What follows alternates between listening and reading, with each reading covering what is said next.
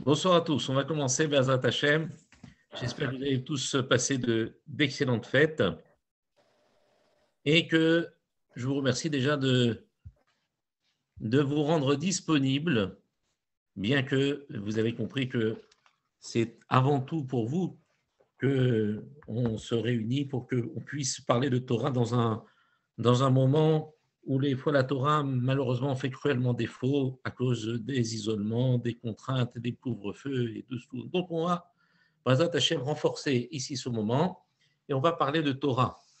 Et ça va nous faire beaucoup de bien. Je vais vous dire pourquoi, parce qu'on va parler d'un sujet qui me touche particulièrement. Tous les sujets de la Torah me touchent, mais il y en a pour lesquels je suis un peu plus sensible que d'autres.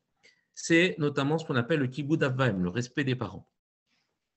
Et les Karvé Alévouv nous livrent ici quelque chose d'intéressant sur le respect des parents. Vous savez que lorsque les Bnei Israël sont sortis d'Égypte, ils ont traversé la mer, le Yam Souf, Shabbat dernier, c'est-à-dire le 21 Nissan. Donc en fait, ils sont sortis d'Égypte au bout de 7 jours. Et là, le peuple d'Israël est arrivé aux berges du Yam Souf. C'est là où ils ont été confrontés à comment dire, Paro les a rattrapés avec son char et avec ses soldats. Ils étaient bloqués devant la mer, entre le désert et derrière les ennemis qui les poursuivaient. Ça, c'est arrivé le 7e jour de la sortie d'Égypte.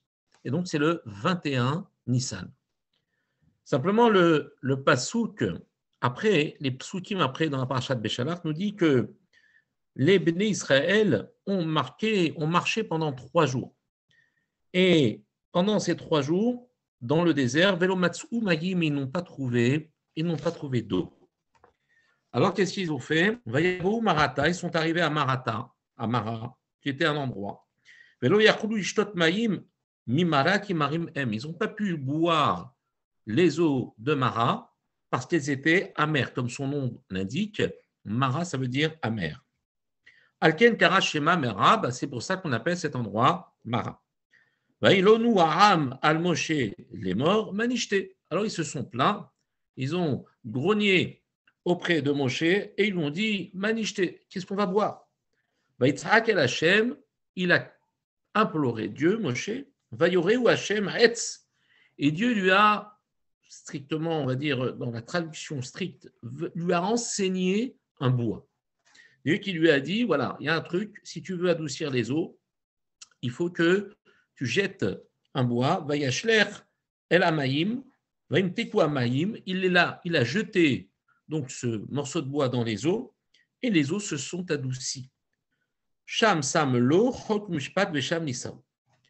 Et donc le texte nous dit que, alors là-bas, a été, on va dire, posé pour lui un Chok Mishpat, une loi qu'on appelle Chok, c'est-à-dire incompréhensible, ou Mishpat est une loi qui tombe sous l'intelligence humaine, comme par exemple ne pas voler, ne pas tuer. Ça, c'est quelque chose qui rentre dans la logique humaine. Pour avoir une paix sociale, je comprends que si je vole, eh bien, je vais m'attirer la foudre, donc je vais éviter de voler. Mais le chok, par exemple, une loi inexplicable, comme ça va être le cas ici, le cas de la vache rousse, quelque chose qui n'a pas d'explication accessible à l'entendement humain. Et donc, ce texte là-bas, dans la parashat Béchalach, nous dit qu'à cet endroit-là, Mara, les Chachamim nous rapportent, comme Rashi, qu'il y a à Mara des enseignements, des mitzvot qui ont été enseignés au Béné Israël en avant-première du don de la Torah. C'est-à-dire qu'avant même que la Torah ne soit donnée, ils ont reçu des lois. Ça, c'était quand? Le 3e jour après qu'ils aient traversé la mer. Et c'est quand le 3e jour après qu'ils aient traversé la mer? C'est aujourd'hui. Le 24 Nissan, c'était aujourd'hui, mardi. C'est pour ça que j'ai tenu à vous parler de ça. Aujourd'hui, nous avons reçu des mitzvot en avant-première de la Torah, que nous avons réentendu au moment de la Torah, mais que nous avions déjà, comme par exemple le Shabbat. On avait déjà le Shabbat avant de quitter l'Égypte. On a eu ensuite Amara, on a eu cette mitzvah Et Rashi nous dit que là, on nous a enseigné Shabbat d'Afka. Donc, ce n'est pas avant de quitter l'Égypte, c'est Amara qu'ils ont eu la mitzvah de Shabbat et la mitzvah de Paradouma. Et plus tard, lorsque les Rachamim vont, on va dire, reparler de Mara, Rashi nous dira que à Mara, on leur a enseigné la mitzvah de Kiboud Av Vahem, la mitzvah du respect des parents. Voilà ce que nous savons, c'est que Amara, c'est-à-dire aujourd'hui, le 24, mardi 24 Nissan, il y a 3000 et quelques années, nous avons reçu en avant-première les mitzvot. Et c'est sur ces deux mitzvot qu'on va s'attarder, celle de Kiboud Av Vahem et celle de Para Adouma. Alors, vous allez me dire, mais quel rapport y a-t-il entre Para Adouma et Kiboud Av Vahem? D'autant plus que vous savez tous que la Para Adouma, c'est une mitzvah qui n'a pas de logique, qui n'a pas l'esprit humain ne peut pas accéder à la logique, à la compréhension de cette mitzvah. Mais alors que le respect des parents, c'est quelque chose qui tombe sous le sens. Ben oui, respecter son père et sa mère, même si je n'ai aucune notion des 10 commandements, même si je vois dans le monde des goïms, dans le monde autre que le monde juif, je m'aperçois qu'il y a un respect des parents. C'est normal. On fait attention, on respecte ses parents parce qu'ils nous ont mis au monde, ils se sont sacrifiés pour nous, ils nous ont nourris, ils nous ont appris un métier. Quoi de plus normal que de leur renvoyer l'ascenseur par une reconnaissance et par un respect. Donc, cette notion, on va dire, elle paraît tellement naturelle que ça nous étonne de les voir en fait côte à côte, de voir le Kiboud Av Vahem Para Adouma. Et ensuite, donc on va essayer de comprendre pourquoi Kadosh Baruch Hu a eu besoin, quand je dis a eu besoin, c'est un abus de langage, pourquoi Kadosh Baruch Hu nous a enseigné en avant-première le Kiboud Av Vahem et la Para Adouma. Alors, on va, Bezrat Hashem, essayer d'avancer, et je vais me servir en fait du Sefer qui, lui, avance crescendo pour nous faire découvrir quelque chose de magnifique. Je voulais partager avec vous ce soir. Le Yesod, la base même de la mitzvah de Kiboud Av Vahem, elle est basée sur quoi? Sur la Hakarat Hatov, sur la reconnaissance, sur la gratitude. Comme il est marqué dans la mitzvah 33 du Sefer HaChinur, c'est normal.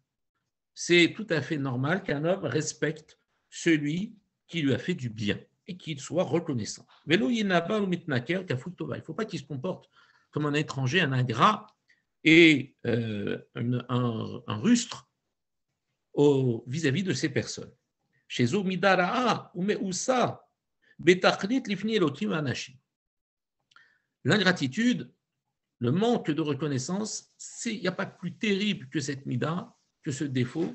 Il est écœurant, il est répugnant d'être de la sorte vis-à-vis de son père et de sa mère, d'autant plus que c'est quelque chose que Akadosh Baruch Hu a horreur. Le manque de gratitude, c'est quelque chose d'incroyablement détesté aux yeux d'Akadosh Baruch Hu. Sheiten el libo. Il faut que l'homme soit conscient que la raison de sa venue dans le monde, il doit cette reconnaissance à son père et sa mère. Il n'aurait pas eu son père et sa mère, il n'aurait pas pu venir ici. C'est pour ça qu'il doit leur faire tout ce qu'il peut pour leur montrer cette reconnaissance qui aime et viou, parce que c'est eux qui l'ont amené dans le monde. Pour l'instant, on est vraiment au sens littéral. C'est comme ça que le Sefer HaChinur nous donne une approche du respect des parents. Donc, c'est vraiment le jour où on doit parler de ça. Mamshir Sham HaChinur. Là-bas, le Chinur, il continue. Il dit que, en fait, les parents sont non seulement les êtres à qui on doit la reconnaissance, mais pourquoi Kadosh Baruch Hu a fait en sorte que nous naissions par le biais d'un père et d'une mère? Pourquoi on ne naîtrait pas adulte? Pourquoi nous ne serions pas tout simplement des êtres capables d'être créés comme des fleurs? Par exemple, les fleurs n'ont pas ce mode de reproduction. On les plante dans la terre et la graine, elle pousse avec la pluie qui tombe. Donc, Kadosh Baruch Hu aurait très bien pu, pour les êtres humains, opérer de la même façon et de faire en sorte que les hommes, ils poussent comme ça et qu'ils naissent sans passer par le biais de cette création, de cette procréation. Pourquoi? Parce qu'en fait, l'homme a une autre mission que les plantes, les animaux ou les minéraux. L'homme a un devoir de service divin. C'est pour ça que le Maharal dit que le seul être qui est capable de se tenir debout, c'est l'homme. La raison est évidente pour le Maharal, parce qu'il faut que ses yeux soient en haut pour que lorsqu'il est debout, eh bien, il puisse voir le ciel et se rappeler de son devoir de soumission par rapport à Dieu. Donc en fait, un animal, lui, il n'a pas ce service. Il n'a pas cette obligation. Qu'est-ce qu'il fait, lui? Il a les yeux qui regardent la terre, parce que l'animal, il est directement lié à la terre, il n'est pas lié au ciel. Il n'est pas lié avec Akadosh Baruch Hu. C'est pour ça qu'il ne se tient pas debout. C'est pour ça qu'un animal aussi, son cerveau est au même niveau que ce qu'il a de plus vil, c'est-à-dire ses parties génitales. Alors qu'un être humain se tient en position verticale pour montrer qu'il doit en fait l'emporter, que son esprit l'emporte sur ses contingences matérielles, sur ses ta'avot, sur ses envies. Donc tout ça, c'est une raison pour nous dire qu'on doit servir Dieu. Mais seulement si nous étions nés complètement indépendants l'un de l'autre, et que nous étions comme des fleurs capables de naître sans qu'il y ait derrière tout un système d'éducation, de mise au monde et d'assistance jusqu'au jour où on devient suffisamment autonome pour devenir indépendant. Eh bien, on n'aurait pas appris la reconnaissance, dit le Sefer HaChinuch. Et si on n'avait pas appris la reconnaissance, on n'aurait pas pu être reconnaissant vis-à-vis de Dieu.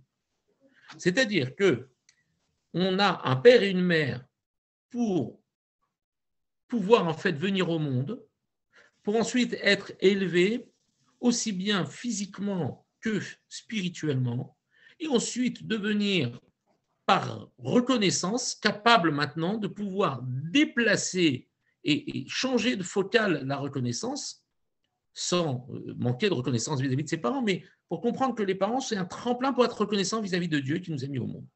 Et de comprendre, plus on grandit, plus on comprend que finalement, tout ça, c'est l'œuvre d'Akadosh Baruch Hu.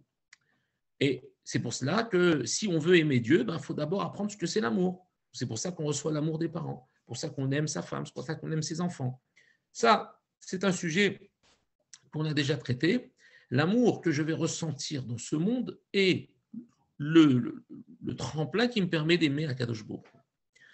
Eh bien, la même chose, la reconnaissance que j'ai vis-à-vis de mes parents, c'est le tremplin pour pouvoir être reconnaissant vis-à-vis de Dieu. Car si j'avais été un être complètement autonome, eh bien, je n'aurais eu de reconnaissance envers personne et je n'aurais pas eu ce déclic automatique de me tourner vers le ciel et de remercier Dieu. J'ai après compris, lorsque mes parents m'ont mis au monde et qu'ils m'ont éduqué, qu'ils m'ont rendu autonome, ils ont fait de moi un homme, j'ai enfin compris qu'il y avait derrière un Kadosh Baruch Hu.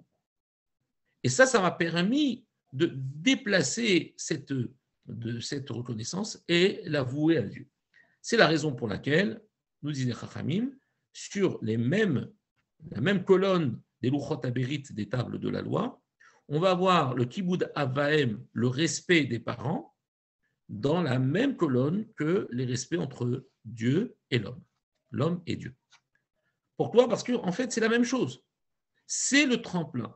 Je ne peux pas, sans mes parents, arriver à Dieu. Ce n'est pas possible. J'ai besoin de ça. Donc, nous dit le Sefer HaChinuch, c'est ça. Pour qu'ils comprennent, pour qu'ils comprennent son obligation vis-à-vis de Dieu, eh bien, il faut qu'il passe d'abord par la reconnaissance vis-à-vis de l'homme. C'est plus facile d'être reconnaissant envers un homme que je vois, dont je connais l'amour, je sais de quoi il a été capable, plutôt que d'un seul coup de me tourner vers un être que je ne connais pas, auquel je n'ai pas accès, que je ne vois pas. C'est évident, ce sont les parents qui nous aident à arriver à la Kadosh Baruch Hu. Et donc, Au fur et à mesure, on arrive donc à cette notion de Hakarat envers Akadosh Baruch. Il dit maintenant, le problème, c'est que le Yetzer Hara, dit le Lekar Verivouv, il sait que les parents, c'est un tremplin. Et donc, lui, qu'est-ce qu'il cherche à faire? Lui, il cherche à détourner l'homme de l'amour et de la Hakarat de l'homme envers Dieu. Pourquoi? Parce que c'est la base de la Torah. Il sait que si un homme a une nature reconnaissante et qu'il est de surcroît reconnaissant envers son Créateur, alors c'est un homme qui va servir Dieu comme il le faut. Il va devenir un tzaddik. Et le Yetzer Hara aura raté sa mission d'éprouver l'homme et de l'éloigner d'Akadosh Baruch. Donc, il va s'attaquer à quoi, le Yetzer Hara? Il va s'attaquer au respect des parents.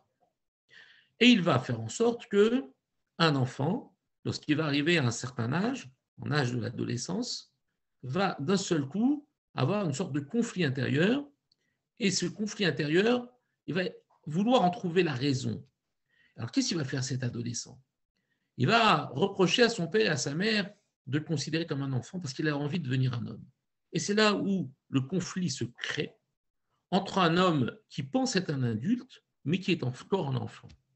Et il va se rebeller contre ses parents. Ce n'est pas un problème qui est unique, c'est dans toutes les familles, on a un passage difficile au moment de l'adolescence. On a ce qu'on appelle mochin des katnout, on a un petit cerveau, comme un enfant, mais le corps grandit beaucoup plus vite que le cerveau et que l'intellect. Et donc on a un corps d'adulte avec un esprit d'enfant. Et le Rav Itamar Schwartz, dans un séfarim de Bilvavi, Mishkan et Véné, il traduit ça de la manière suivante. Quand on enseigne à un enfant quelque chose, on a l'impression que ce n'est pas entré dans sa tête. On va le répéter 12 000 fois. On m'a dit, je ne comprends pas. J'ai répété, il m'a dit oui et tout. Je ne comprends pas, il ne comprend rien. Mais en fait, il dit, c'est comme si, en fait, on voulait verser. On voit un enfant qui a la même taille que nous, qui a la même corpulence que nous. On pense qu'il a le même cerveau que nous. On pense qu'il a la même manière de comprendre que nous. Mais il a un mochin des katnout qui est tout petit. Alors, nous, qu'est-ce qu'on fait? On a imaginé un flacon de 5 litres d'eau que je dois vider dans un autre flacon de 5 litres d'eau. La contenance est la même, mais le boulot n'est pas le même. Alors, je veux verser, c'est-à-dire je veux enseigner, je veux apprendre à mon enfant. Je vais prendre donc le flacon de 5 litres d'eau rempli, qui a un goulot large, et je vais maintenant le transvider dans un goulot étroit. Qu'est-ce qui va se passer?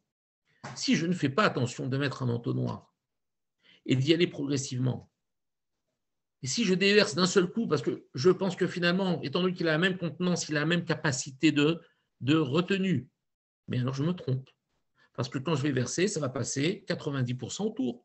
Il va y avoir un petit peu d'eau qui va tomber dans le goulot. Il faut que j'y aille doucement.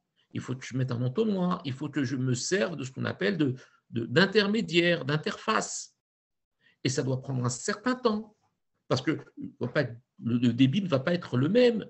Mais si je ne veux que tout rentre, il va falloir que je passe par des tas de procédures d'adaptation par rapport à Mouchim des Katnout, c'est le boulot. Donc c'est pour ça qu'un enfant, il a du mal à comprendre. Et la première chose qu'il va, en tout cas, penser comprendre, c'est qu'en fait, il en va à son père et à sa mère, qu'ils traînent comme un gosse. Et ils ne lui font pas confiance. Il a envie d'être un homme, et moi je suis un homme, et moi je peux faire des trucs, et moi je peux sortir, et moi je fais ceci, et moi cela, pourquoi vous faites ça, et moi je n'ai pas le droit, mais trucs. Il est en révolution totale. Mais en fait, pourquoi il est en révolution totale?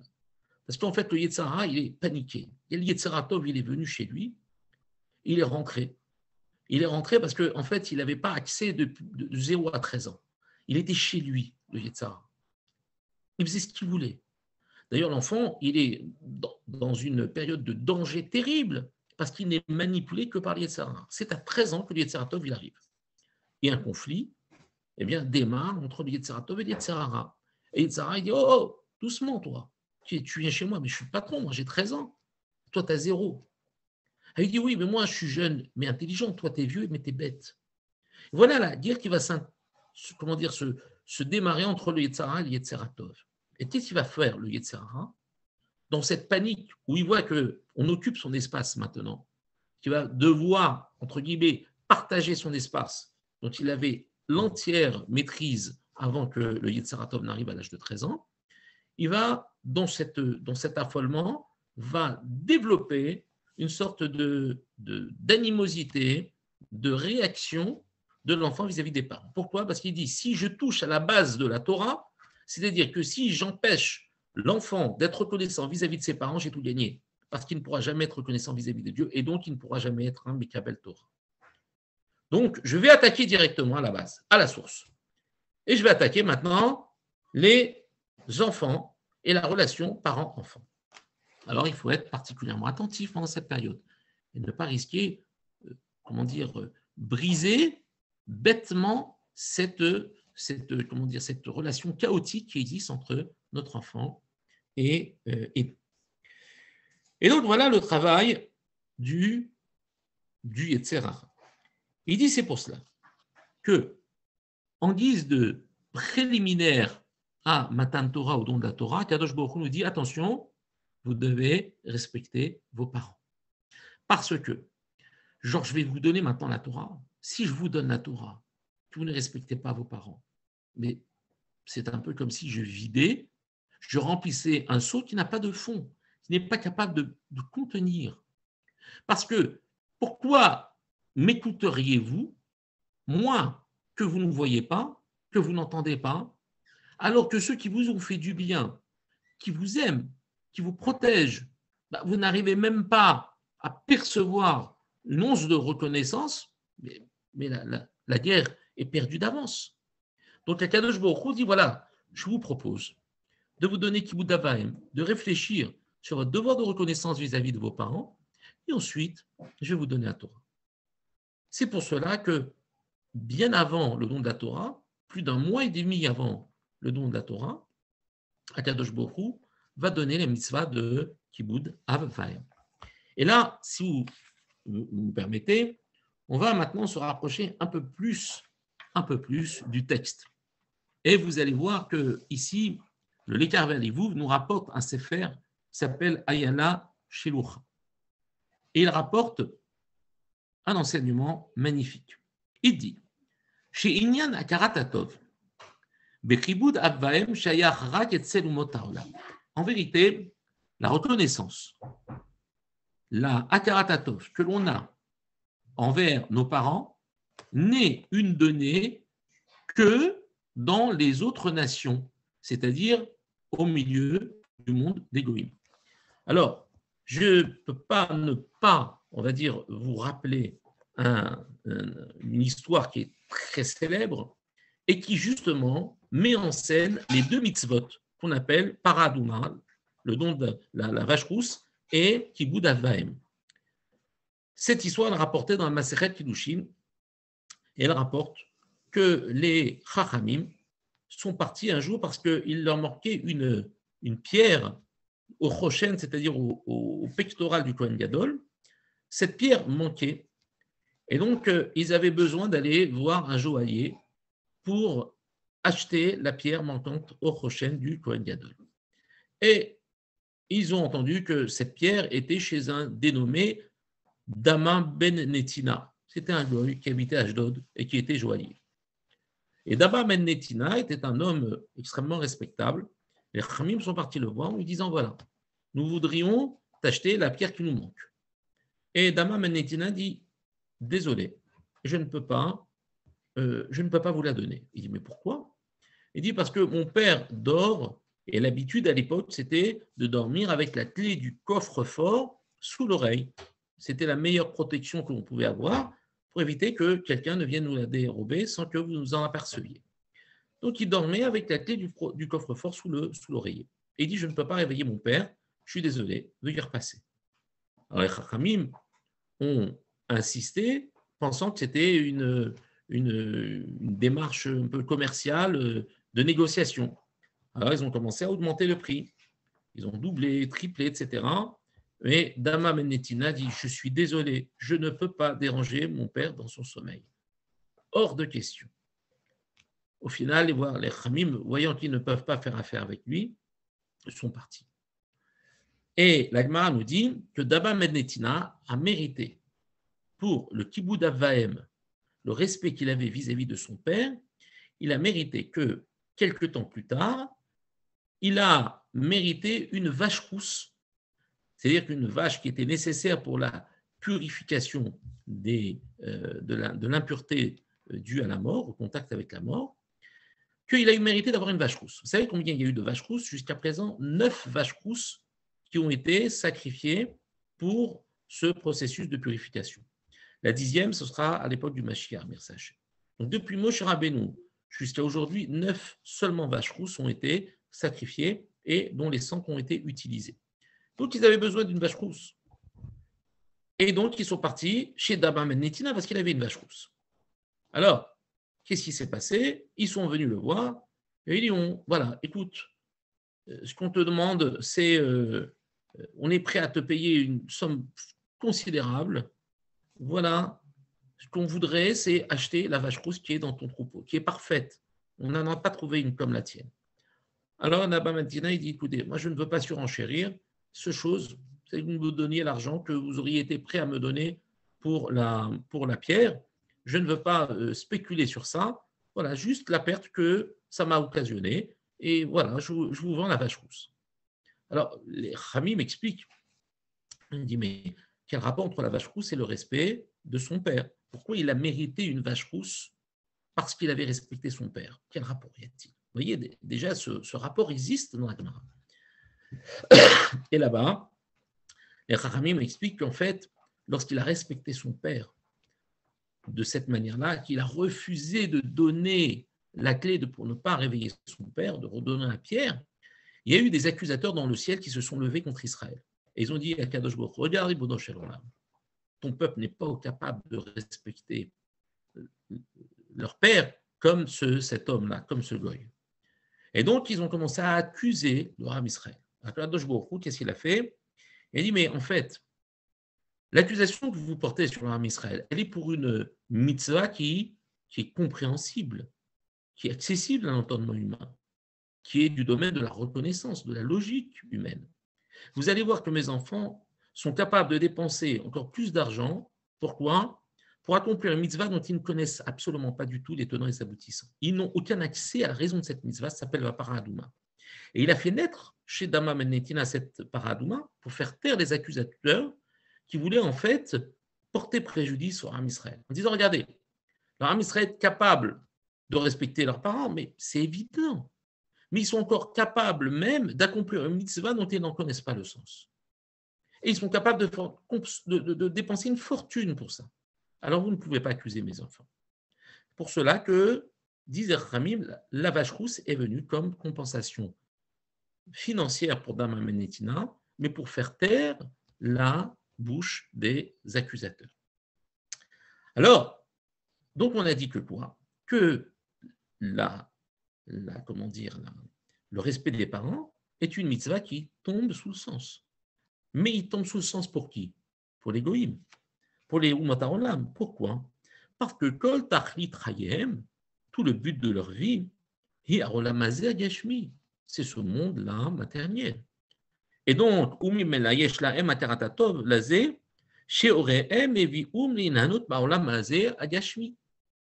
et donc, ils sont reconnaissants vis-à-vis de leurs parents qui les ont amenés dans ce monde de jouissance matérielle. Mais seulement le problème, c'est que pour le Ram Israël, ça n'est pas tout à fait la même chose. Pourquoi?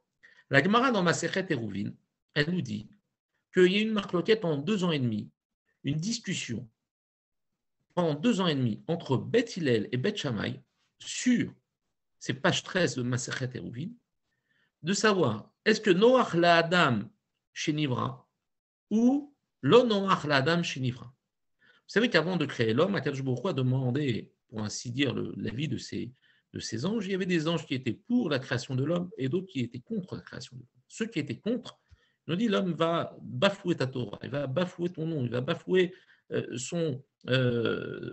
but pour lequel il a été créé. Et donc, il ne faut pas le créer. Et donc, il dit non, parce que l'homme, il a des capacités, il a des qualités, il a la possibilité de s'élever, etc., etc. Et de cette discussion, Akadosh Baruch Hu a décidé de créer l'homme.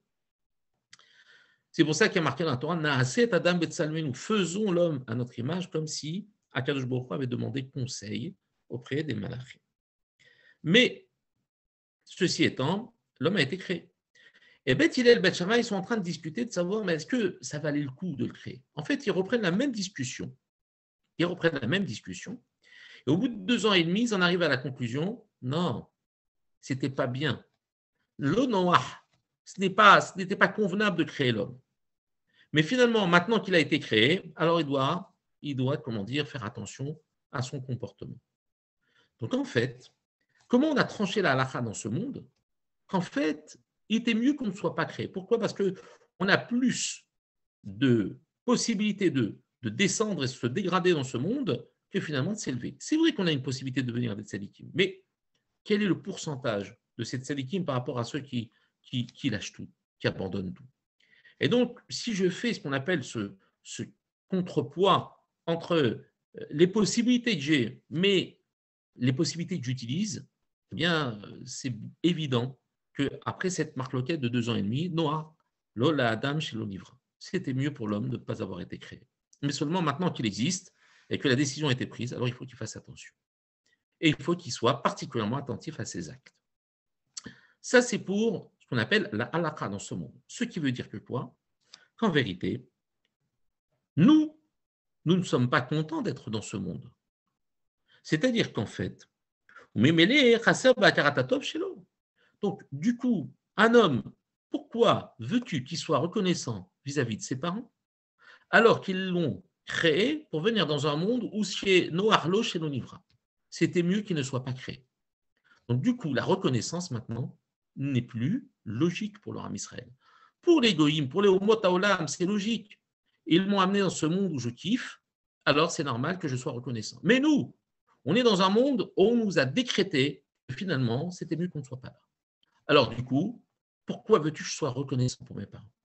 Ve'ena mitzvah sichrit ela bnei Israël. Etzel bnei Israël. Ce n'est plus maintenant quelque chose de logique chez leur Ham Israël. C'est plus comme on a dit tout à l'heure, c'est normal, puisque mon père et ma mère ils ont été gentils vis-à-vis de moi. Mais ils m'ont mis dans la gadoue. Ils m'ont mis dans un monde où je suis dans la galère, où deviens mortel, où je peux tomber malade, où je peux avoir des tas de choses, où je peux transgresser la Torah, où je peux devenir un... C'est évident que maintenant, du coup, respecter son père et sa mère, ce n'est plus une mitzvah qui tombe sous le sens. Et là, ça devient un peu plus compliqué. Alors, qu'est-ce qu'on doit faire vis-à-vis de ça? Est-ce qu'on doit être reconnaissant vis-à-vis de nos parents? On ne doit pas être reconnaissant vis-à-vis de nos parents. Écoutez bien, ça, c'est magnifique. Il dit, Yeshloma, Shecholze ou Beli Torah ou Mitzvot. Pourquoi j'en suis arrivé à la conclusion que ce n'était pas finalement une logique implacable de respecter ses parents parce qu'ils me font venir dans un monde où on a décrété, selon Beth Shammai et Beth Hillel, que finalement il était mieux que je ne vienne pas dans le monde. Donc en fait, cette logique, elle a été complètement éliminée, complètement bloquée.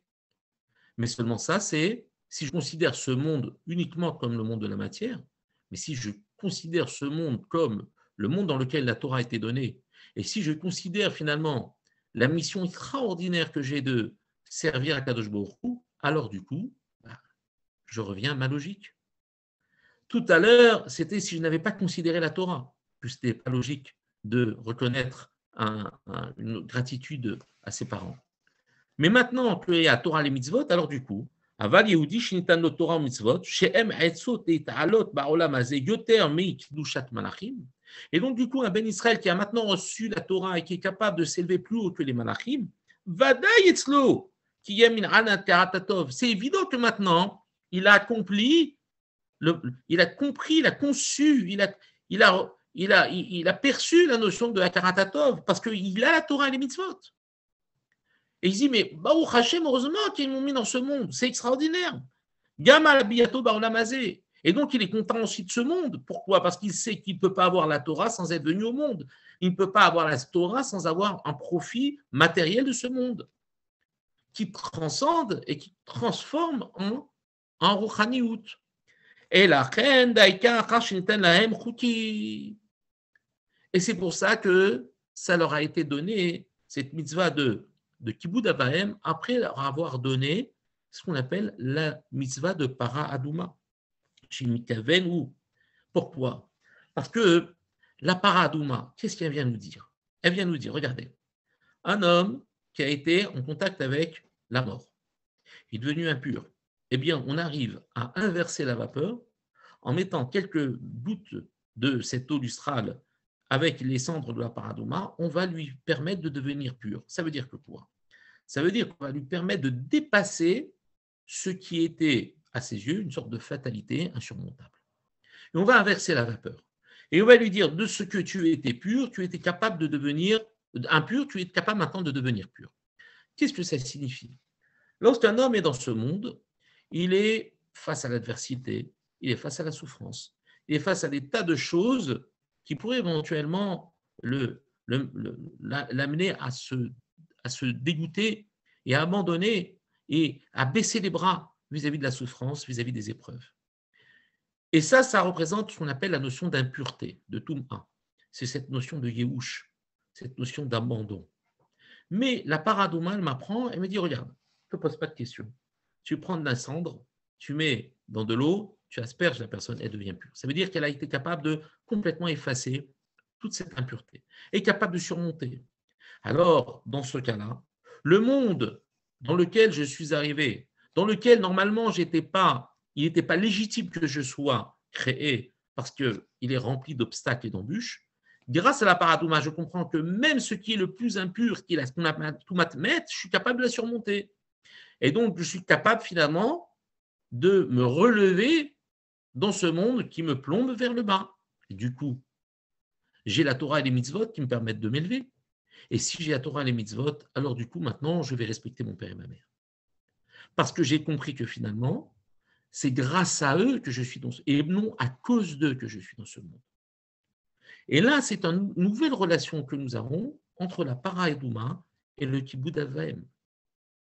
Et à chaque fois qu'on va parler du Kibbout Avahem et de para Edouma ensemble, en binôme, c'est parce qu'en vérité, lorsque je n'ai pas la para Edouma, quand je n'ai pas le message de cette para Edouma, que je peux surmonter les épreuves, que je peux m'élever, que je peux gommer toutes les formes d'impureté, alors du coup, je ne comprends pas pourquoi je serais reconnaissant vis-à-vis de mes parents, parce que ce monde est une galère. Mais si j'accepte le fait que justement cette Torah et ces mitzvot, eh bien, sont des moyens de m'élever, alors du coup, maintenant, ce monde n'est plus une galère, puisque la Torah me permet de me relever dans ce monde. Et du coup, je remercie mon père et ma mère. Mais d'un autre côté, si je n'ai pas de reconnaissance vis-à-vis de mon père et ma mère, je ne peux pas recevoir la Torah. Et donc, en fait, on travaille avec un binôme qui, lui, est indétachable l'un de l'autre.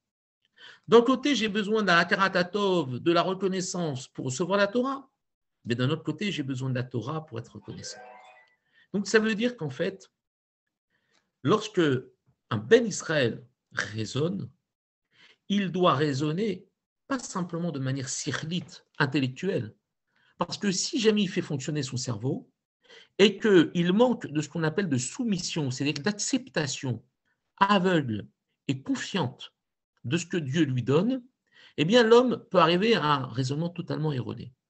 Comme on a dit, si maintenant il raisonne de manière uniquement logique et dit je dois respecter mon père et ma mère parce qu'ils m'ont mis dans ce monde, mais ce monde finalement, on souffre, on galère, c'est pas que du bien. Et puis c'est un petit peu comme le renard et les raisins. J'arrive pour manger, pour boire, mais après, qu'est-ce qu'on emporte avec nous? Et si je n'avais pas existé, je n'aurais pas eu ces angoisses, je n'aurais pas eu ces maladies, je n'aurais pas eu ces peurs, je n'aurais pas eu ces craintes. Donc finalement, mes parents, ce n'est pas des gens que je dois respecter, c'est à cause d'eux que je suis venu au monde. Et vous savez que j'ai connu des gens qui ont pensé ne jamais avoir d'enfants, ne voulaient pas avoir d'enfants, bien qu'ils pouvaient, ils ont même avorté pour cela. Pourquoi? Parce qu'ils ne voulaient pas mettre un enfant dans le monde qu'ils jugeaient justement trop cruel, ils ne voulaient pas avoir d'enfants. Mais ces hommes, pourquoi ils ont, et ces femmes, pourquoi ils ont réagi ainsi? Parce qu'ils n'avaient pas la Torah et les mitzvot. Ils n'avaient pas la Torah et les mitzvot parce qu'ils ont pensé que finalement ce monde s'arrêtait uniquement à manger et boire, dormir. Et donc, pourquoi je vais créer un enfant pour se confronter aux mêmes épreuves que j'ai eues? Combien de personnes qui, après avoir vécu la guerre, n'ont pas voulu donner naissance à des enfants? Pourquoi? Parce qu'ils ne voulaient pas qu'ils soient reconfrontés à la même atrocité. Mais si vous déconnectez, c'est-à-dire que si vous ne raisonnez uniquement qu'avec vos cerveaux, ben on en arrive à un non-sens et à une ingratitude fondamentale vis-à-vis de ses parents. Mais si on raisonne avec l'intelligence associée à la soumission, c'est-à-dire que c'est la soumission, l'acceptation de la Torah qui me permet de finalement d'être reconnaissant vis-à-vis de mes parents. Mais c'est d'un autre côté le travail de la reconnaissance qui me permet finalement d'apprendre à me soumettre et d'accepter même des lois qui ne sont pas accessibles à l'entendement humain. Quelque chose de phénoménal que j'avais envie de partager avec vous parce que ça montre que l'être humain, dans sa grandeur et dans sa faiblesse, est capable, en fait, et doit être capable d'utiliser ces deux notions. La notion de suffisance, de soumission, pardon, et la notion d'intelligence. Mais seulement, il faut que l'intelligence soit soumise à la soumission. Il ne faut pas qu'elle prenne le dessus. Il faut qu'un homme, d'abord, il accepte la Torah. Et c'est pour ça que d'abord, Paradouma leur a été enseigné, et ensuite, Kibbout Avvaïm. Bien que le Kibbout Avvaïm est un préalable de la reconnaissance et du don de la Torah, mais c'est d'abord apprendre à se soumettre, apprendre à reconnaître que notre intelligence a des faiblesses, que notre raisonnement a des failles. Il faut être humble, savoir baisser la tête, écouter ce que Dieu me dit, et à ce moment-là, pouvoir éventuellement vers les Hashem avancer avec ce que Dieu nous a donné de notre intelligence. C'est pour cela que le soir de Pessah, une des raisons pour laquelle lorsqu'on brandissons la matzah, on dit matzazu shanu ochlim al shumma. C'est du petit nègre. Il y a marqué la matzah que nous mangeons à cause de quoi? On aurait dû dire à cause de quoi nous mangeons la matzah. Mais on raisonne en inverse. On dit cette matzah que nous mangeons à cause de quoi? Ça veut dire quoi? Cette matzah que nous mangeons, ça veut dire que j'ai accepté. Et ensuite, une fois que j'ai accepté, Ashuma, pourquoi? Ça veut dire que la raison qu'on va me donner n'est pas la condition d'acceptation de la mitzvah. Je l'ai déjà accepté. Ça veut dire que la soumission a précédé l'intelligence, a précédé le raisonnement. C'est comme ça que l'on arrive à suivre le derer et à servir à Kadosh Baruch Hu comme il le faut. Merci pour votre patience et je vais vous redonner tout de suite, Bersat Hashem, la parole.